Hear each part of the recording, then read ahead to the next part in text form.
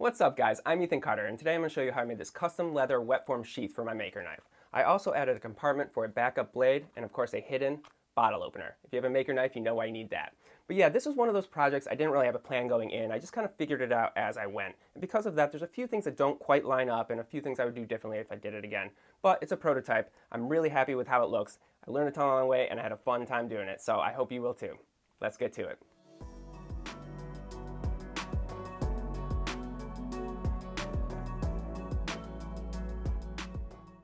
For this sheath, I started by creating the wet form piece of leather that will house the maker knife. The process to do this is actually pretty simple. I started by cutting a piece of leather much larger than the knife to leave extra room to work with.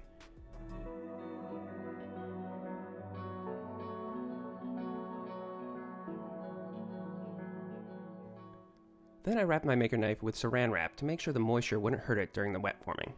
As you're wrapping it, it's important to make sure the saran wrap doesn't get in the way of any of the details of the maker knife, because you want the leather to show as much detail as possible. Next, I put the leather into some boiling water and let it soak until the water came up to room temperature.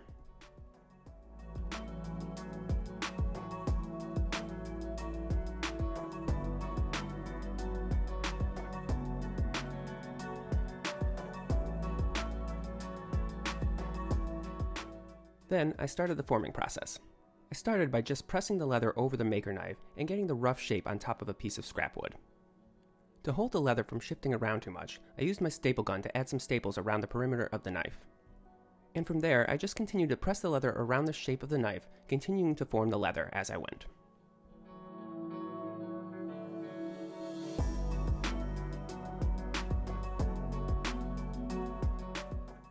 Don't be discouraged if it doesn't seem to be taking shape right away. From my experience, as the leather dries, it starts to take the shape and the definition more and more. I just continued to work the leather for about a minute every 15 to 30 minutes for about 2 hours or so. After about 24 hours, the leather had dried, and I removed the staples and started cutting off the excess leather.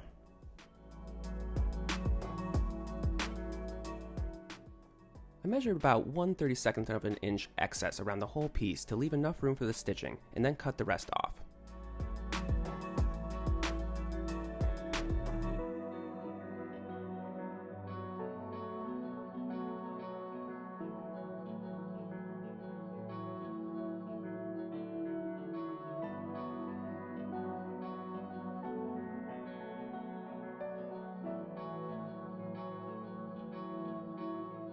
Next, I moved on to figuring out the rest of the sheath. To do this, I always find it easiest to use some cardstock to sketch the template and then tweak the design as I go.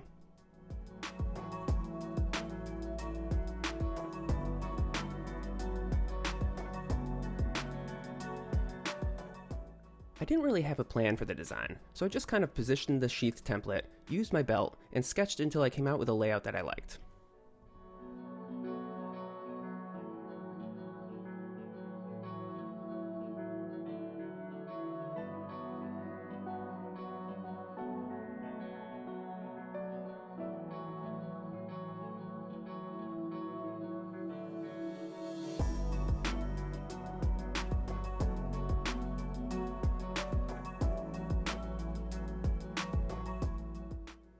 In addition to the wet form piece, I knew I was going to use 2 more pieces of leather as the backing for the sheath, which I sketched out on the cardstock and then cut out.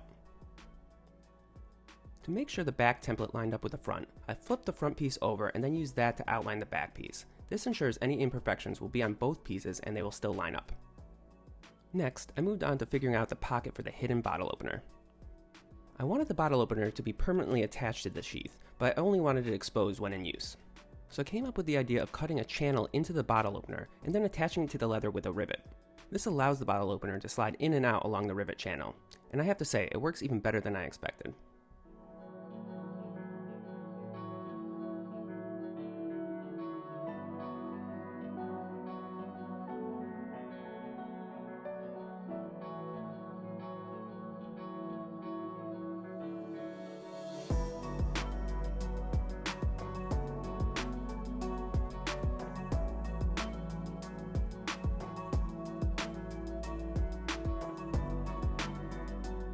Next, I used my X-Acto knife to cut out the front and back pieces before using my scratch awl to scribe the stitch line for the bottle opener and the backup blade storage compartment. If you're enjoying this video, please consider hitting that subscribe and bell button. It really helps my channel grow. I also post a lot of behind the scenes and smaller scale projects as Ethan Carter Designs on Instagram, and would love to have you follow me there as well.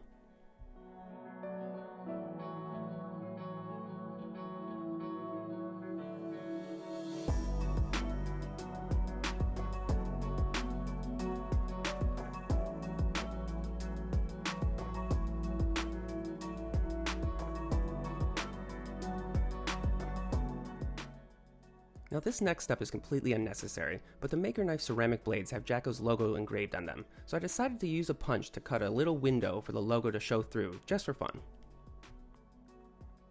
Before stitching the compartment back on, I used some Tandy Leather Eco Weld to glue the two pieces together.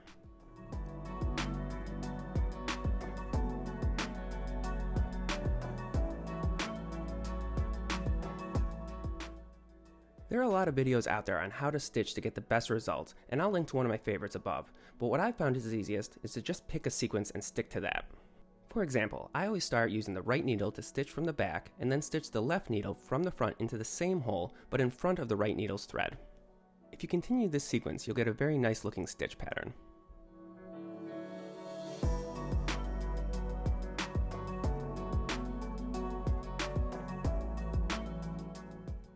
With the front and back done, I again used some Eco Weld to attach them together and then stitched around the perimeter.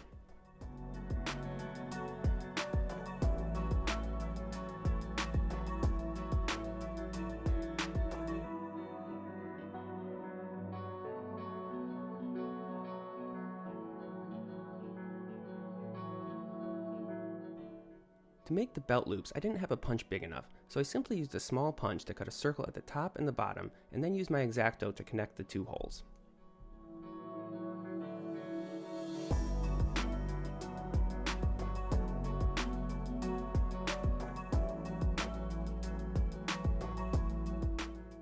I then stitched around them for some added strength.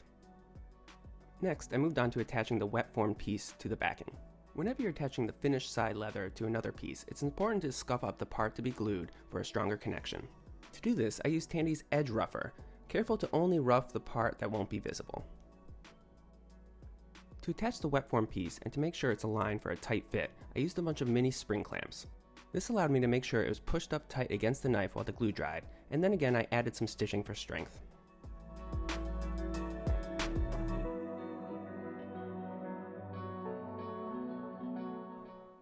At this point, the sheath is essentially done, but to clean up its appearance a little, I rounded the corners with a punch, sanded the edges, and then burnished all the edges first with water and then with Tokonole burnishing gum.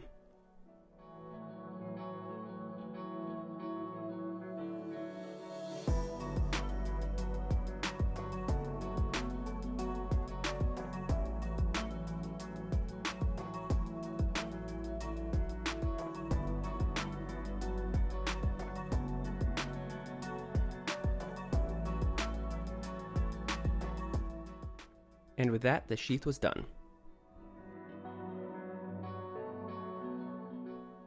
Thanks for watching. Now roll those sexy finish shots.